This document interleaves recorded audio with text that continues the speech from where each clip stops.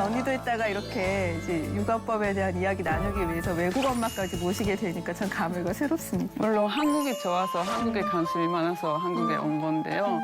육아법이라는 건 그 나라의 문화를 반영한 것이에요. 어느 친구 집에 가도 다 도서관처럼 책이 제가 생각할 때는 너무 추워서 맞아요. 경량 패딩도 입히고 털모자도 씌웠는데 네. 사람들이 저를 다 쳐다보더라고요. 왜? 우리 아이를. 체육 시간에 네. 추운데도 반팔 입히고 맞아요. 이게 일본 놀이터라고 해요. 확실히 어렸을 때부터 시키는 게 좋은 것. 우리 육아법과는 어떻게 좀 다르고 또 어떤 점이 같은지 이야기 나눠보도록 하겠습니다.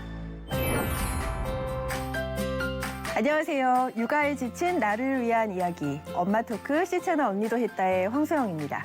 자, 우리가 인터넷 포털 사이트 검색창에 육아와 관련된 단어를 치면 이런 단어가 연관 검색어로 뜬다고 합니다. 프랑스 엄마의 아이 키우기, 독일 엄마의 행복한 육아.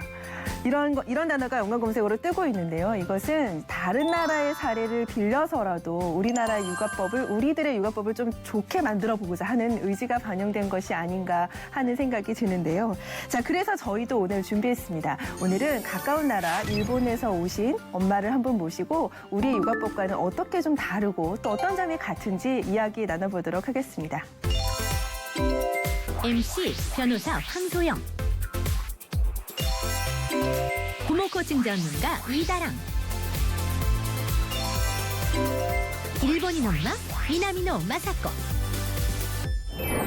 자, 언니도 했다. 오늘 함께해 주실 두 분 소개하겠습니다. 늘 함께 하시는 부모 코칭 전문가 이다랑 씨, 그리고 일본 오사카에서 오셨고요. 현재는 두 아이를 키우면서 한국에서 생활하고 계시는 미나미노 마사코 씨입니다. 안녕하세요. 안녕하세요. 네, 오늘 뭐 다랑 씨야 매일매일 만나는 분이시니까 자기소개는 생략해도 되겠고, 마사코 씨 안녕하세요. 네, 예, 안녕하세요. 오늘 방송 처음이라고 들었는데 네. 예, 어떻게 한국에 정착하게 되셨는지 좀 이야기를 나눠볼까 합니다. 먼저 자기소개 한번 부탁드릴까요? 네, 7살 딸, 4살 아들 등 네, 엄마입니다.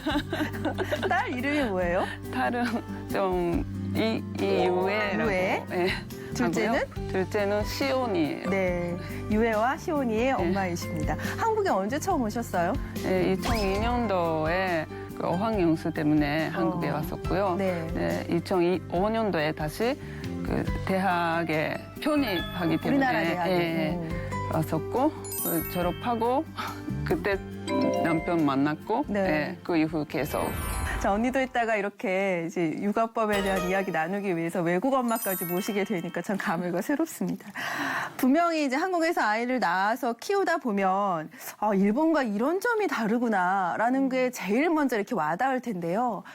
아이를 낳아서 키우면서 놀랐던 점 몇 가지 좀 소개를 부탁드릴까요? 어떤 점이 좀 제일 놀라셨어요? 먼저 애를 낳고 한국 엄마들은 네. 애를 낳으면 산후조리원에 그렇죠. 대부분 일반적으로. 가시잖아요. 근데 일본에는 산후조리원이 없어요. 아예? 네. 어쨌든 아이를 낳으면 조리 네, 어떻게 하세요? 네, 그러니까 친정에 가는 엄마들은 제일 많고요. 네, 친정에 못 가는 엄마들은 그냥 애 낳고 바로 집에 가서 육아 시작해야 바로? 돼요. 바로 시작. 준비 기간 전혀 없이 워밍업 없이 시작했는데 그러면 이제 한국 조리원 문화를 좀 어떻게 생각하면 일본보다는 조금 산모들한테 네, 좀 일본에도 있었으면 좋겠다라는 생각. 사람들이 그래서 많이 이용하지 않을까. 산후조리원 이혼하셨어요? 네. 한국에서? 네. 그럼 좀 그 혜택은 좀 누리셨나요? 그러니까 저도 한국에 산후조리원이라는 게 있다고 들어서 이거는 꼭 가봐야겠다. 그래서 한국에서 나왔어요. 자, 그리고 또 아이 친구 집에 갔더니 놀란 적이 있다. 이런 네. 이야기 저는 얼핏 들었는데 어떠세요? 네. 제일 먼저 깜짝 놀랐던 게 어느 친구 집에 가도 나 도서관처럼 책이 많이 있다는 거. 아니, 일본은 책을 안 봐요? 네, 책은 보기는 한데 그렇게 처음부터 아직 글도 못 읽는 단계에서 다 이렇게 우리가 좀 과도한 건 있잖아요. 전집으로 일단 구매를 하죠. 네, 그렇지는 안 하고 저도 그렇지만 아이 그 나이에 맞게 그때, 하나하나 좀 선택하고 예. 그 네. 지금 우리 큰아이가 7살인데 네. 큰아이의 책이나 이런 뭐 공부나 이제 뭐 자연히 이제 공부 이야기로 네. 넘어갈 텐데 네. 처음 책은 어떤 식으로 구매를 해주셨어요? 그러면? 저는 인터넷으로 알아보고 이런 책이 이 나이 때는 예, 좋다 그런 거를 좀 선택해서 예, 하나하나 선택해서 그러니까 단행본으로 이렇게 하나. 그럼 네. 직접 서점에 가셔서 네, 서점에 가기도 네. 하고. 그러면 이제 어떤 책이 좋다라는 조언을 누가 이렇게 옆에서 해주거나 그러신 조언을 받거나 뭐 이렇게 우리는 이제 부모 코칭 전문가까지 생겼는데 조언을 해주는 사람들이 있던가요 주변에서? 좀 한국 아니면 혹은 책 나는 조언을 받아야겠다 이런 걸 필요를 느끼셨다던가? 한국 책에 대해서는 제가 전혀 지식이 없어서 그렇게 조언을 해주시는 분이 가까이 있으면 좋은데 일단 일본어도 가르쳐야 되니까 일본 책은 다 제가 인터넷을 찾아보고 하나하나 직접 예, 선택해서. 선택했어요. 저 같은 경우는 약간 좀 바쁜 엄마였기 때문에 전집을 좀 몇 권 사줬는데 그렇게 했던 것은 이게 별도로 선택해야 하는 시간을 많이 줄일 수 있었기 때문에 전집을 좀 사주기도 했고 또 쌌기 때문에 한꺼번에 막 몇 권씩 사면 좀 싸게 구매를 할 수 있어서 이렇게 전집을 사주기도 하고 그랬는데 이게 좀 다르다니까 이것도 좀 새롭게 느껴집니다. 자 그러면 유애나 우리 시온이 같은 경우는 어떤 놀이를 좀 많이 하나요? 어떤 식으로 놀면서 시간을 보내고 있어요? 일단 뛰어노는 게 둘 다 좋아해서요. 예, 저도 가능한 밖에 나가서 저도 같이 나가서 예, 놀 경우가 많고요. 그리고 딸 같은 경우에는 뭐 3살 때부터 네. 문자에 되게 관심이 글자에 관심이 많아서 뭐 3살 때 벌써 한글 뗐거든요. 그래요? 네, 그래서 글자에 관심이 많구나. 그래서 그때 일본 히라가나 카타카나도 같이 가르쳤어요. 아니 다랑 씨 우리 같으면 문자에 관심 보인다면 바로 전집 구매 아닙니까? 바로 책으로 가야죠. 그렇죠. 근데 그렇게 안 하시고 좀 옆에서 또 일일이 이렇게 가르치고 또 새로운 자극을 이게 뭐랄까 좀 단계적으로 주시려고 했던 것 같은데요. 또 그 밖에 한국이랑 일본이 이런 점이 좀 다르더라라고 느꼈던 점 몇 가지 소개해 주시면 어떨까요? 어떤 식으로 시간을 보내는지. 사교육을 한번 여쭤볼까요? 사교육 어떤가요? 일본에도 있어요? 예, 사교육도 있고 그 유치원에 올라갈 때쯤에 점점 시작하긴 하는데 일단은 유치원 갈 때까지 네. 3살, 4살 때까지 네. 애를 집에서 키우는 엄마들이 많아요. 어린이집에 안 보내고. 3살, 4살이면 만 3세를 36개월? 네. 36개월, 48개월까지? 네.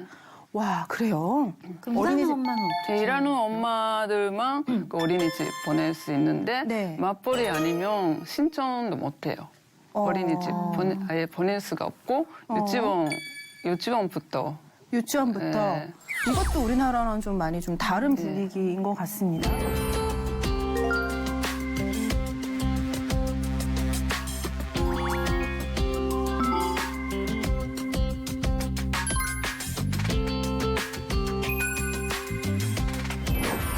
어린이집에 아이를 맡기지 못하는 경우가 발생을 하는데 맞벌이를 해야 할 수밖에 없다. 네. 하면 이제 한국 같은 경우는 조부모의 도움을 받거든요. 네. 근데 일본은 어떻습니까? 일본도 가까이 살고 계시면 네, 할아버지 할머니한테 맡기고 일할 수 있는데 그것도 안 되면 네. 좀 문제가 되죠. 그만둔. 아, 그렇군요. 무기력함이 막 느껴지네요. 그러네요. 그러면 그냥 집에 네. 어린 아이들과 있는 엄마들은 뭔가 아이를 돌보는 데 있어서 뭐 네. 프로그램이나 이런 거는 뭐 정부나 이런 데 도움받거나 아니면 네. 아이를 어디 데려갈 곳이 있거나 좀 그런 예, 게 있나요? 네. 집에만 데리고 있으면 힘들잖아요. 예. 그러니까 육아 지원 센터 같은 것도 그 지역마다 있고요. 그리고 또 뭐 엄마들도 뭐 엄마가 병원에 가야 된다라든가 뭔가 일이 있거나 그럴 때만 그 맡길 수 있는 그런 서포트 해주는 그런 제도도 있다고 들었어요. 그러니까 이제 종일 하루 종일 아이를 맡길 수 있는 어린이집 시스템은 좀 덜 되어 네, 있지만 네. 그래도 지역 놀이센터, 뭐 지역 아동센터 이런 네. 것이 있어서 그 육아 지원을 해주는 정부 기관은 네. 이제 존재하고 있다 이러는 말씀이신 것 네. 같아요. 이제 그러면 자연히 엄마들도 그곳에서 이렇게 만나서 이렇게 네. 커뮤니티가 형성이 되고 하겠네요. 네. 그러면 서로 도움을 받기도 하고 아까 사교육 이야기를 얼핏 제가 들이다가 만 것 같은데 우리나라는 이제 저희가 이제 이전 프로그램에서도 이제 이전 코너에서도 말씀 많이 드렸지만 뭐 결국 아이들 사교육을 시킬 수밖에 없는 형편 이런 것들에 대한 애환이나 고충을 토로하고 했었어요. 근데 일본 같은 경우는 어떻습니까? 사교육이나 이런 것들이 엄마들이 해야 한다, 시켜야 한다 이런 마음이 좀 있나요? 그 이를테면 뭐 우리는 축구를 가르쳐야 한다, 혹은 뭐 수영도 수영이나 하고요. 발레를 시켜야겠다 이런 것도 다 말하자면 다 이게 학원 시스템을 통해서 해결을 하고 있거든요. 예. 일본은 어때요? 수영 같은 경우에는 초등학교 올라가면 수업에서 다 배워요. 학교에 수영장이 있거든요. 네, 유치원에서 그 수영 그 시간이 있는 일반 공립학교가. 공립은 잘 모르겠는데 네. 네, 아무튼 그 초등학교 올라가면 다 그 수영장이 있어요, 학교 내. 그 밖에 뭐 다른 체육 프로그램 이런 것들도 다 이제 쉽게 접할 수 있다는 뜻인가요? 네. 학교에서. 네. 근데 또 좀 본격적으로 배우고 싶다 그러면 학원도 따로 다니는 애들도 있는데 일반적으로 기본은 학교에서 배울 수 있어요. 기본적으로 누구나 네, 접할 수 있게. 그럼 마사코 씨도 어렸을 때 학교에서 수영도 네, 배우고. 수영 배웠죠. 네. 몇 학년까지 하셨어요? 네, 1학년, 초등학교 1학년부터 뭐 고등학교 3학년까지 계속. 네. 그러면 체육 시간에 전교 아이들이 다 해요? 네. 같은 수영을? 네. 전 국민이 수영 어느 정도 다 하겠네요. 그 섬나라서 그런가? 근데 되게 중요하죠. 학교에서 그럼요. 저희는 체육 시간이 점점 줄고 있잖아요. 그렇죠. 근데 이 정도 가능하다는 게 네, 너무 방학 때도, 여름 방학 때도 수영 시간만 있어서 학교 가야 됐었어요. 하긴 뭐 이제 그건 제가 섬나라라는 점을 약간 간과한 것 같은데 우리 프로그램을 이제 책임지고 맡아서 지금 연출하시는 이제 담당 PD께서 내년에 일본으로 가시려는 계획이 있대요. 가족 여행을. 그러면서 이제 사전에 자료를 조사를 했더니 이분도 이제 아이를 키우시다 보니까 아이들에게 뭘 보여줘야 할까 이렇게 해서 자료를 조사하던 중에 일본의 놀이터에 반하셨다고 합니다. 그래서 일본 놀이터에 대한 자료를 좀 준비를 하셨는데 네, 저희 이제 부디께서 지금 고맙습니다. 자료를 지금 챙겨주셨어요. 그래서 일본의 놀이터에 관한 사진을 지금 저희가 준비를 했습니다.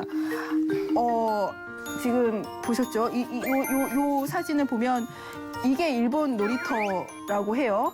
그리고 여기 보면 이것도 이렇게 뭐 성 모양도 있고 뭐 정글짐 같은 것도 훨씬 더 정교하게 이렇게 만들어져 있는 것 같고요.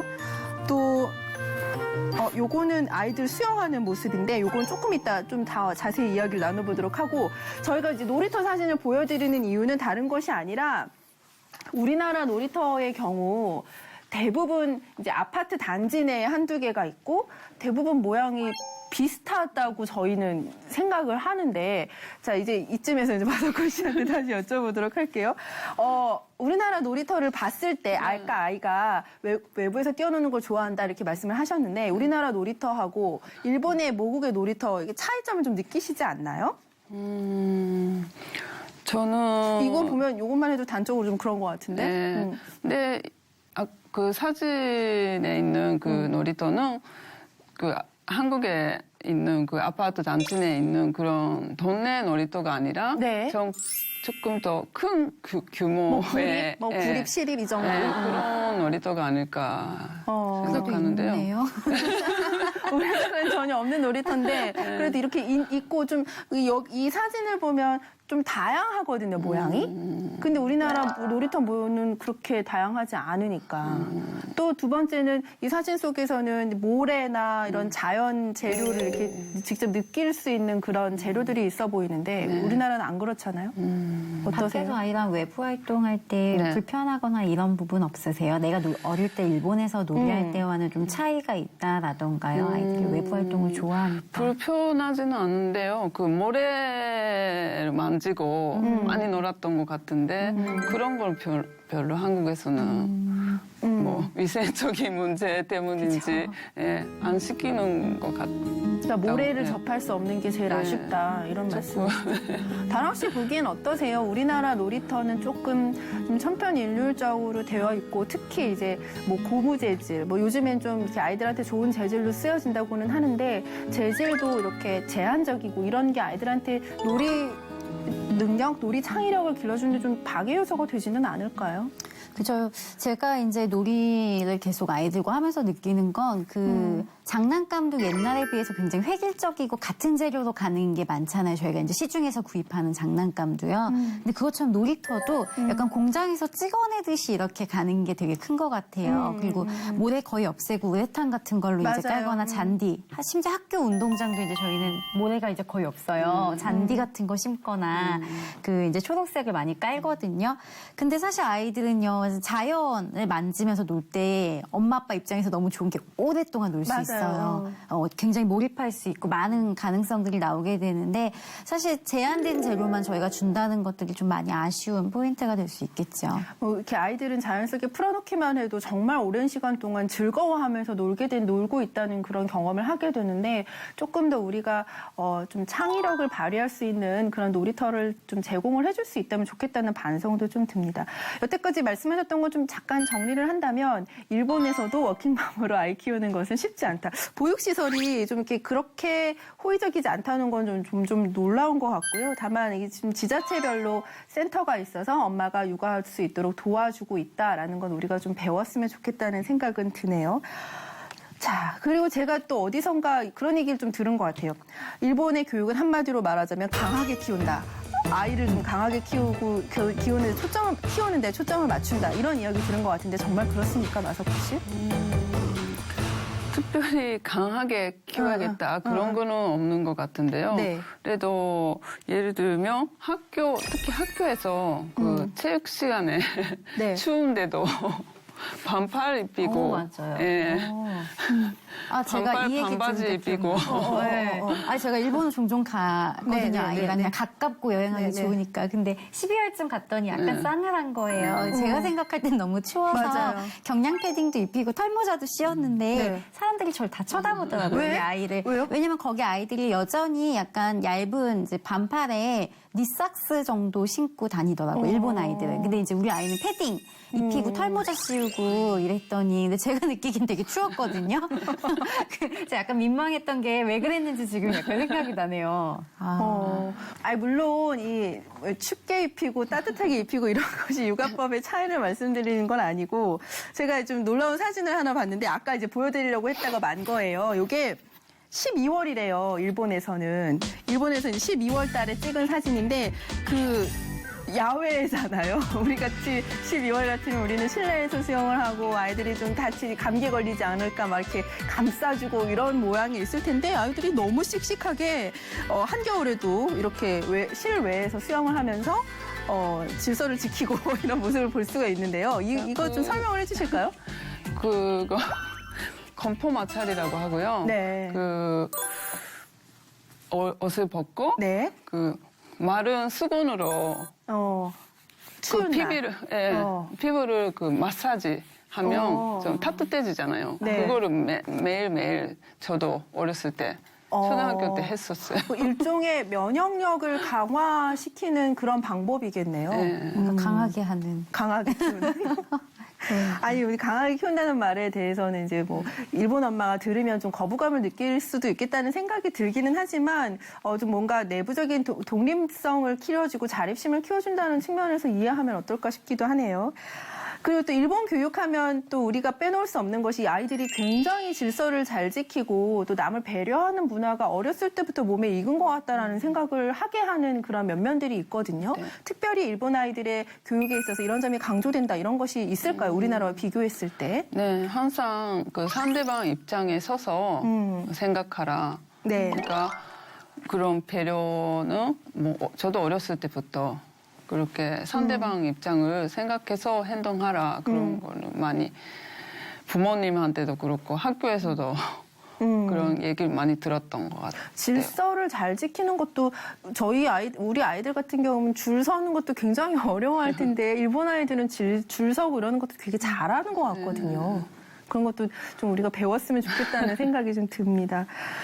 한국에 살면서 일본의 엄마들에게 이건 좀 우리도 배웠으면 좋겠다라고 생각하는 한국의 문화가 있는지 이걸 좀 알려주고 싶다라는 것이 있는지 어떤 게 있을까요? 예, 그 한국은 사교육을 되게 적극적으로 시키는 적극적으로 편이죠. 시키는 편이고 저도 애가 없을 때는 그렇게 어렸을 때부터 많이 시키고 좀 애들 불쌍하다 그렇게 생각했었는데 저도 실제로 애를 한국에서 키워보니까 나쁜 점만 있는 게 아니라 확실히 어렸을 때부터 시키는 게 좋은 것도 그런 측면도 있죠. 그러니까 뭐 뛰어놀게 하는 게 제일 좋다고 생각했었는데 그거지는 않은 거 아닐까 아닌 거 아닐까. 그것도 일본 사람을 권하고 싶군요. 네, 근데 일본에서도 요새는 뭐 사교육 뭐 예전보다는 많이 시키는 편인데 그래도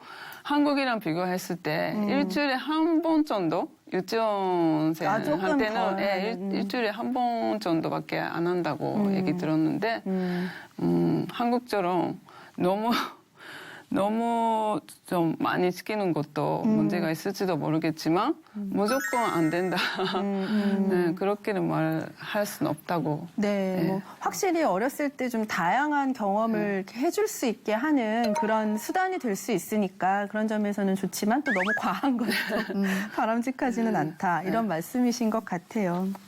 자, 오늘 이야기는 이제 두 분을 통해서 얘기를 나눠봤는데요. 이제 다른 나라 문화 이야기를 듣다 보니까 또 우리 것을 좀 되돌아보게 되고 이런 건 좀 고쳤으면 좋겠다 이런 생각도 다들 하시게 됐을 것 같습니다. 다랑 씨는 어떠셨나요? 글쎄요, 저도 이제 강의를 하는 주제 중에 이제 프랑스 육아, 뭐 미국 육아, 한국 육아 이런 것들 비교해서 엄마들에게 설명하는 그런 강의가 있어요. 네. 근데 이제 우리가 사실 어떤 나라의 육아법을 굉장히 쫓아가는 것이 약간 트렌드처럼 지금 저희의 육아 시장 안에 또 그렇죠. 있거든요. 근데 사실 지금 얘기 들어서 아시겠지만 육아법이라는 건 그 나라의 문화를 반영한 것이에요. 그래서 그 나라에서 나고 자란 사람들이 이제 만든 공동의 가치관이죠. 그래서 한국의 어떤 육아법이라고 해서 특별히 나쁜 것이 아니라 저희 몸에 맞게 만들어진 거고 일본도 마찬가지지요. 그리고 서로 보완해야 될 부분들이 있고요. 저는 이 프로를 보시는 엄마들이 우리 육아법에 있어서 좋은 것들 계속 잘 유지해 나가되 또 이런 건강한 비교를 통해서 우리에게 좀 아쉬운 부분이라든가 우리가 약간 오늘 나온 얘기 중에 좀 과보하는 경향이라든가 이런 부분들에 대해서 좀 균형 있는 시각을 가져보는 그런 기회가 됐을 것 같습니다. 가까운 나라고 또 같은 동양 문화권이기 때문에 상당히 많이 좀 비슷하지 않을까라는 생각이 있었는데 또 그 중에서도 다른 점 분명히 발견할 수 있었고요. 특히 아까 겨울에 오히려 춥게 키우면서 아이의 면역력을 키우고 또 그것을 통해서 결국은 궁극적으로 아이가 스스로 설 수 있도록 자립심을 키워주려고 노력한다라는 건 굉장히 우리가 배워야 하는 좋은 포인트인 것 같습니다. 오늘 방송 처음 하시느라고 고생 많이 하셨는데 마사코 씨 오늘 수고 많으셨고요. 감사드립니다. 두 분 오늘 고생 많으셨습니다. 자, 오늘 저희 프로그램 여기까지고요. 다음 주 이 시간에는 아빠들을 한번 모셔보려고 합니다. 아빠의 육아는 어떻게 또 바라봐야 하고 또 우리가 아빠와 엄마가 어떻게 협조해야 하는지 그런 부분에 대한 이야기 나눠보도록 하겠습니다. 오늘 함께해 주신 여러분 고맙습니다.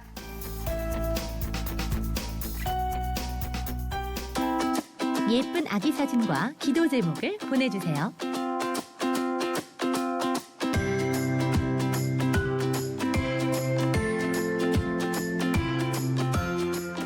아이가 실수를 하면 너그럽게 넘어가는 것이 대부분의 경우인데 남편이 실수를 하면 너무 조심하세요. 왜냐면 저희 와이프도 부모있기 때문에. 아니, 괜찮아요. 유독 화가 나고 용납하지 못하는 것이 엄마들의 마음이 아닐까 싶습니다. 못한다고 너무 구박하지 말아라 이런 네, 이야기인 그렇죠. 거죠? 구박하지 말고 나에게 알려달라. 그렇죠. 몇 번 칸 서랍장에서 양말을 꺼내서 신겨라 이런 거. 그렇게 얘기해도 안 되는 상황이죠. 그럼 화를 내죠. 그래서 아이에 대한 정보 양 자체가 엄마가 훨씬 많다. 많거든요. 근데 우리가 이걸 아빠한테 공유해주지 않으면 육아에 참여시킬 수가 없어요. 부부 사이에 육아를 둘러싸고 생기는 갈등은 무엇인가? 이런 이야기 전반적으로 한번 나눠보도록 하겠습니다.